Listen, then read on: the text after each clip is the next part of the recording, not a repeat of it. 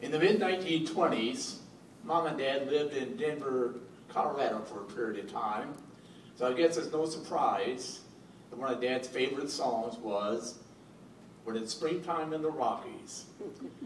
The other song that was a favorite of his was Let Me Call You Sweetheart.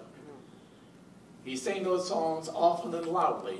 Even in my preschool days, I can remember those songs coming forth loudly from his lips, but not often in tune. Mom was a cheerful soul, but she was not one to sing around the house. She was rather quiet when it came to singing. She talked a lot, but did not do any singing, really. But Dad loved that song, and he loved When It's Springtime in the Rockies because of its Western persona. You know, people like Roy Rogers and Tex Ritter, people like that, loved to sing that song, and Dad just loved anything that had to do with the West. Some of his childhood was spent in the West, and he told frequent tales himself about his father and his experiences in the West. Some of those tales I thought were a little or a lot embellished, but he loved to tell them. His dad was a sheriff out there for a period of time in some small town in the West, and he would tell about his dad's heroics and as a rough and tough sort of guy.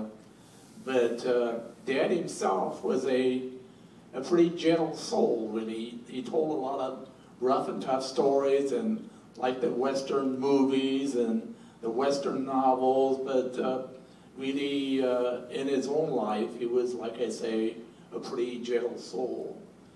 He loved to go to the movies. Western movies were the thing he loved the most, other than reading Western novels. When he went to a Western movie, he was sitting like this on the edge of his seat throughout the movie. He was riding the trail with the people who were in the movie. He was just in another world at that point. And then he used to read also Zane Grey novels, and loved those, and would read till 2 or 3 in the morning, at which time Mom would come out and say, "Tom, it's time to go to bed," at which he would reluctantly give up his novel and go to bed.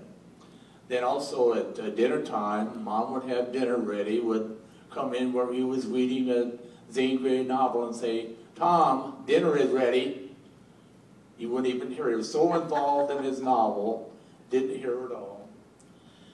And finally she'd say, "Tom, dinner is ready," or she'd shake him on the shoulder, at which time he would reluctantly again give up his novel and come in to supper. He loved to tell stories himself, and when people would exchange stories, you know, if somebody would tell a story, then he would tell a story. And when somebody told a story, many times he would say, "Well, I can tell you one better than that." Not meaning to be rude, not thinking about insulting somebody, he just thought he had a better story to tell. So I'm sure he's up there in heaven with Roy Rogers and the others saying, "Well, I can tell you one better than that."